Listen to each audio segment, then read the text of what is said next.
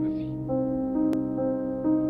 Todo esto viene en medio del silencio profundo en que la noche vuelve la terrena ilusión.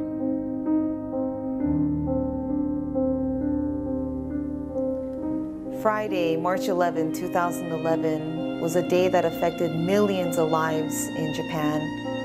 The tsunami disaster, the earthquake, the nuclear reactors melting down, the whole northeastern area of Japan was completely destroyed. It's almost as if a whole entire community was put into a blender and just poured out into a pile of just destruction. And the effects weren't just physical as far as damaged buildings or nuclear damage.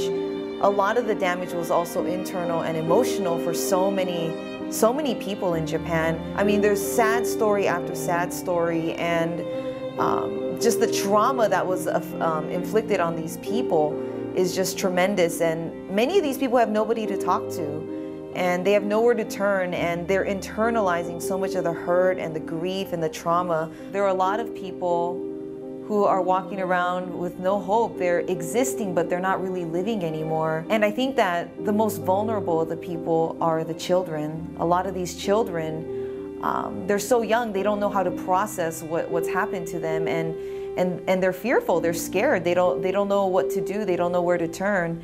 And that's where Kids Hurt Too Hawaii really comes in.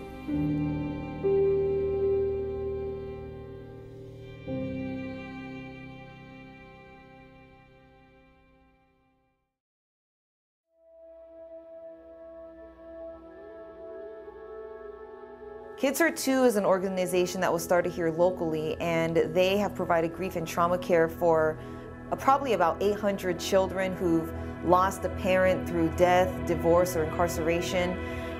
They've provided grief and trauma care for them, provided peer support to them, and just helped them to process through the difficult things that they've been through. And basically, after the tsunami, what they did was they took what they do here in Hawaii and started the Kids Heart Project, which is a project to do the same thing that they did in Hawaii over in Japan. It's really a grassroots effort, what they're doing. They are strengthening and supporting communities. They're training up volunteers.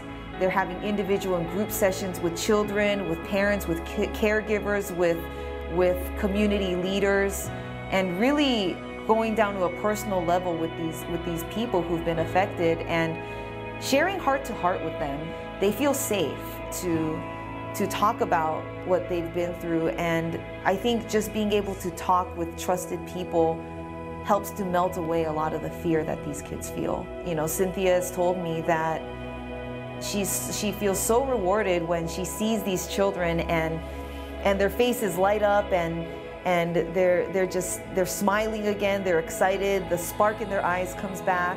And really, we were so drawn to the organization because we saw that they're impacting communities at such a personal level.